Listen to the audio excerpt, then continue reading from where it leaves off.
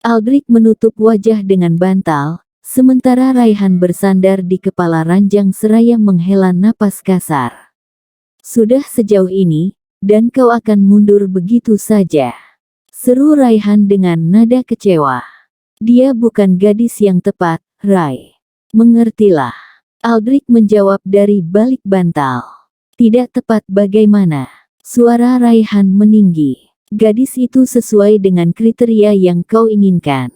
Dia cantik, belum tersentuh lelaki manapun, polos, dan baik. Lalu kau ingin mencari yang seperti apa?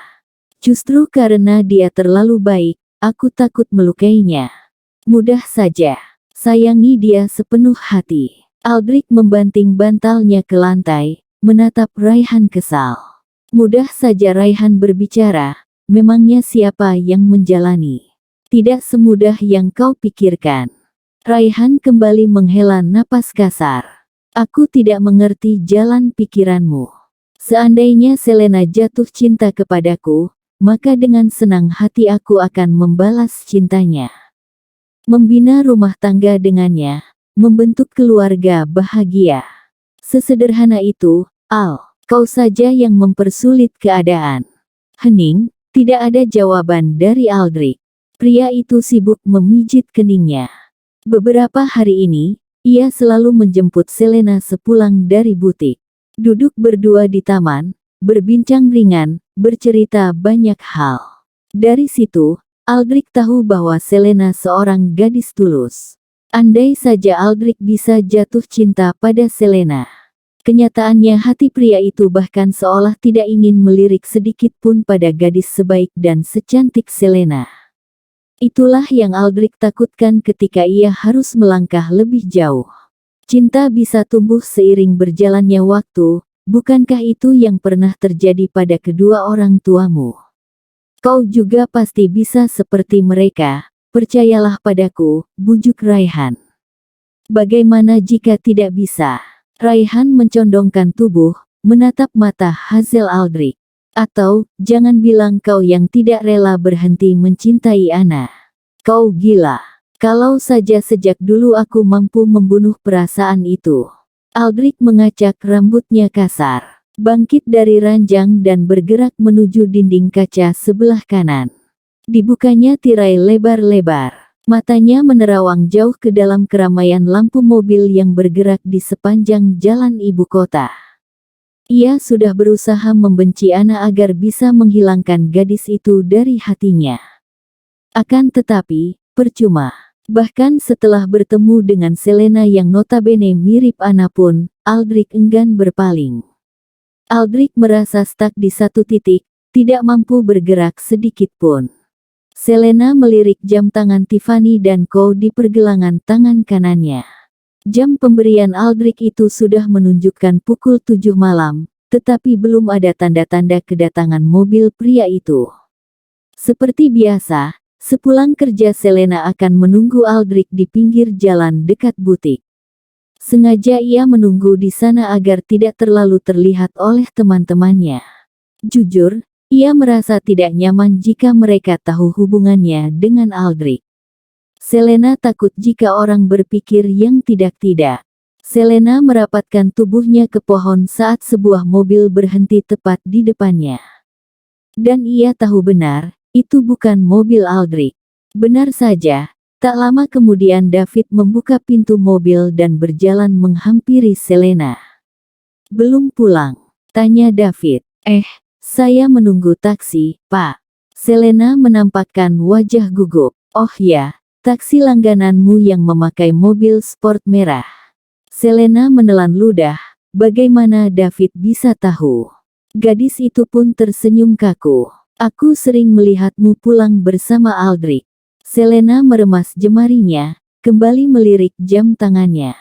Itu, hanya kebetulan. David tertawa. Ya ampun, Selena. Kau memang terlalu polos. Orang penting seperti Aldrich tidak mungkin dengan senang hati mengajak gadis naik mobilnya secara random. Apa kau menjalin hubungan dengannya? Tidak. Aku berteman dengan adiknya. Kebetulan adiknya seorang desainer perhiasan, sehingga kami merasa menemukan teman yang cocok karena memiliki kesamaan passion. Hanya itu. David memicingkan mata. Selena mengangguk mantap. Tidak alasan lain, semoga David mempercayainya. Lagi pula alasan itu tidak sepenuhnya salah. Sudah 2 kali Selena dan Anna berdiskusi tentang desain. Saling bertukar pikiran mengenai desain-desain yang menarik di mata konsumen. David berdeham. Hati-hati berada di dekat Aldrich. Pria berkuasa seperti dia, bisa dengan mudah mempermainkan wanita dengan uangnya. Ingin rasanya Selena membantah. Bukankah jika Aldrich ingin menikahi seorang gadis, artinya dia sedang serius, bukan mempermainkan. Bagaimana jika aku mengantarmu pulang? Kebetulan, kita searah. Selena baru saja hendak membuka mulut, ketika suara baritone seorang pria menyela, tidak perlu. Selena bersamaku. Entah sejak kapan mobil Aldrich terparkir tidak jauh dari sana. Pria dengan polo shirt navy dan jas abu-abu tersampir di pundaknya itu tersenyum, dalam hitungan detik ia mencium pipi Selena. David membelalakkan mata, terkejut melihat Aldrich bersikap seromantis itu pada teman adiknya. Seketika ia pun merasa panas. Maaf, kami buru-buru dan tidak punya banyak waktu. Ayo, sayang. Aldrich menggamit lengan Selena dan mereka pun bergerak meninggalkan David. Sayang. Hati Selena bergetar mendengar panggilan barunya. Ia menoleh pada Aldrich yang masih menggandengnya. Romantis sekali. Bosmu menaruh hati padamu. Banyak yang bilang seperti itu, tapi aku tidak percaya. Lagi pula aku merasa tidak nyaman berada di dekatnya jika menyangkut hal di luar pekerjaan. Santai saja.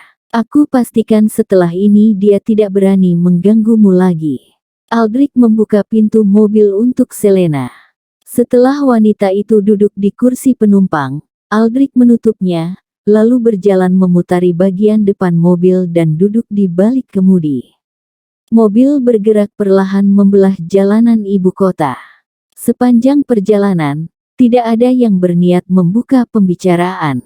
Mereka sibuk dengan pikiran masing-masing.